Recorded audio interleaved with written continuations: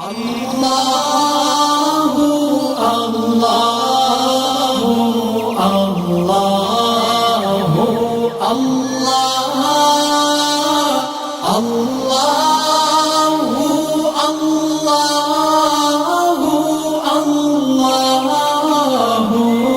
Allahu Allah Bismillahirrahmanirrahim.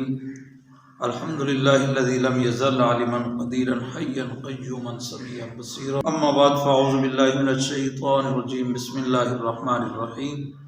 بڑی محبت و احترام کے ساتھ ایک دفعہ درود و سلام کا نذرانہ پیش فرمائیں. الصلاۃ والسلام علیک یا سیدی یا رسول اللہ وعلی آلک و اصحابک یا سیدی یا حبیب اللہ. عزیزان گرامی قدر، بزرگ اور دوستو، حاضرین و ناظرین و سامعین، رجب المرجب کا بابرکت مہینہ جاری و ساری ہے. اس کی آج 6 تاریخ ہے. 6 رجب المرجب کو خواجہ خواجگان چشت اہل بہشت خواجہ معین الدین چشتی اجمیری رحمۃ اللہ تعالی علیہ آپ کا عرس مبارک بڑی عقیدت و احترام کے ساتھ ہندوستان کے اندر منایا جاتا ہے. اور آپ کے عقیدت مند جو ہیں پوری دنیا میں جہاں جہاں موجود ہیں، ملک پاکستان میں ہوں یا جس ملک میں بھی جو عقیدت مند ہیں، آپ کی یاد میں عرس مبارک کا تقریبات کا انعقاد کرتے ہیں.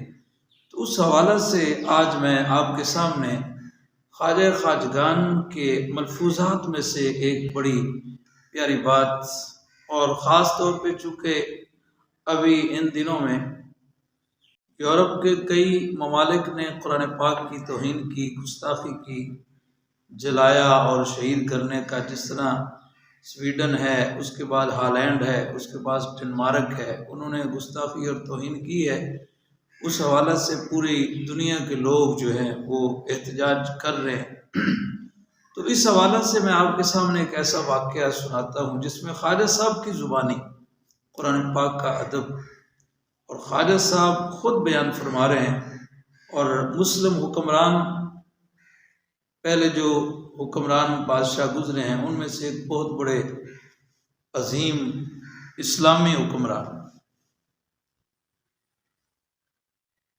یمین الدولہ ابو القاسم سلطان محمود غزنوی رحمۃ اللہ تعالی علیہ، حضرت خواجہ معین الدین چشتی اجمیری رحمۃ اللہ تعالی علیہ آپ فرماتے ہیں کہ جب حضرت سلطان محمود غزنوی رحمۃ اللہ تعالی علیہ کا وصال ہو گیا، آپ کے وصال فرما جانے کے بعد کسی آدمی نے، کسی عقیدت مند نے، کسی محبت رکھنے والے نے خواب میں حضرت سلطان محمود غزنوی رحمۃ اللہ تعالی علیہ کا دیدار کیا، زیارت کی. تو جب ان کی زیارت ہوئی تو اس آدمی نے خواجہ صاحب سے حضرت سلطان محمود غزنوی رحمۃ اللہ تعالی علیہ سے سوال کیا.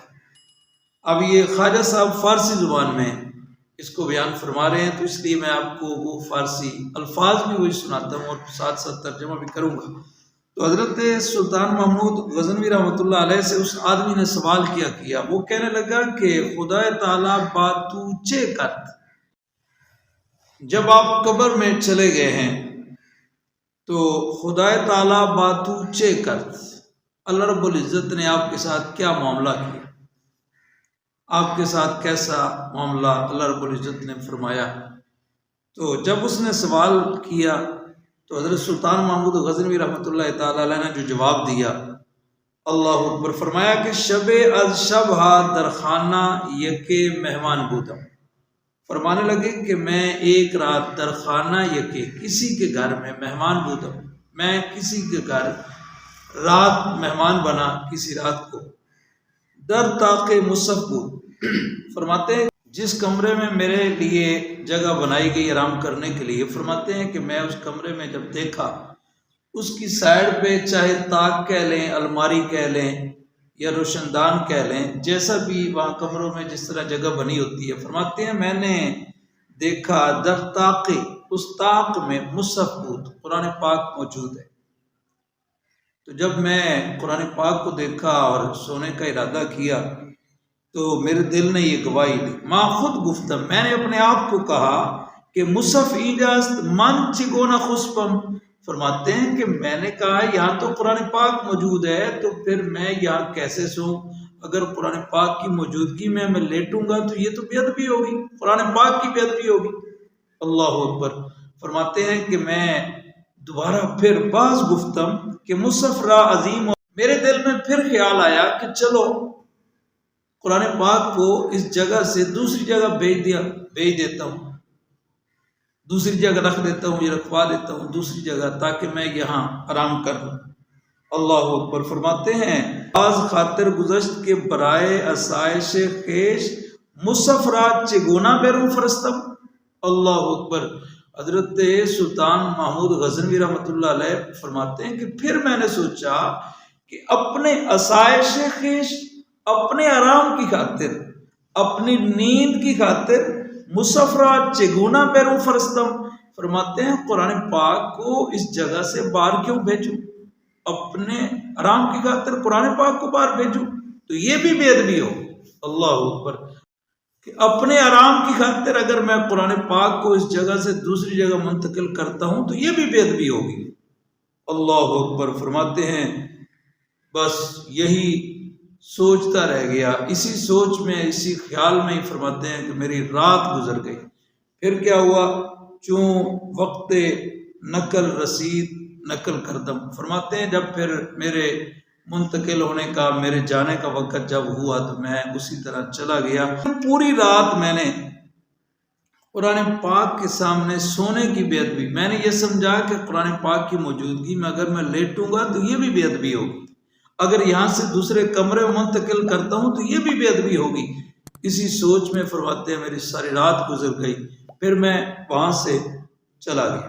تو حضرت سلطان محمود غزنوی رحمۃ اللہ علیہ فرماتے ہیں پوری رات میں نے قرآن پاک کے سامنے سونے کی بے ادبی، میں نے یہ سمجھا کہ قرآن پاک کی موجودگی میں اگر میں لیٹوں گا تو یہ بھی بے ادبی ہوگی، اگر یہاں سے دوسرے کمرے میں منتقل کرتا ہوں تو یہ بھی بے ادبی ہوگی۔ اسی سوچ میں فرماتے ہیں میری ساری رات گزر گئی، پھر میں وہاں سے چلا گیا۔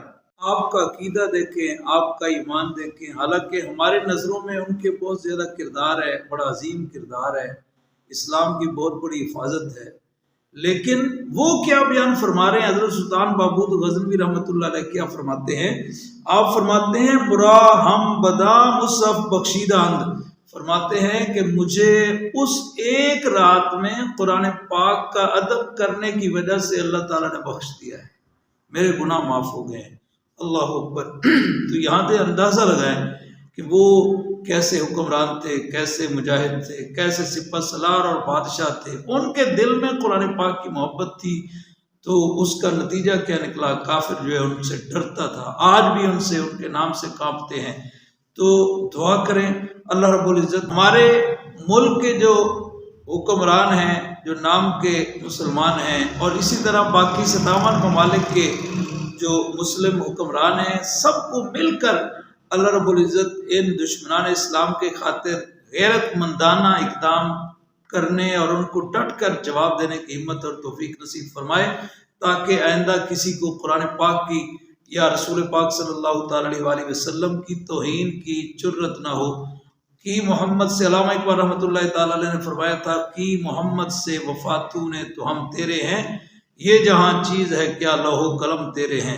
بلکہ یہی قرآن کا ادب ہی ہماری عزت اور ترقی کا باعث ہے، جس کو علامہ اقبال رحمۃ اللہ علیہ نے فرمایا تھا وہ معزز تھے زمانے میں مسلمان ہو کر، اور ہم خوار ہوئے تارے کے قرآن ہو کر۔ اگر آپ کو یہ ویڈیو پسند آئے تو اس کو لائک ضرور کریں اور اس چینل کو سبسکرائب ضرور کریں تاکہ ہماری ہر ویڈیو آپ تک پہنچ سکے۔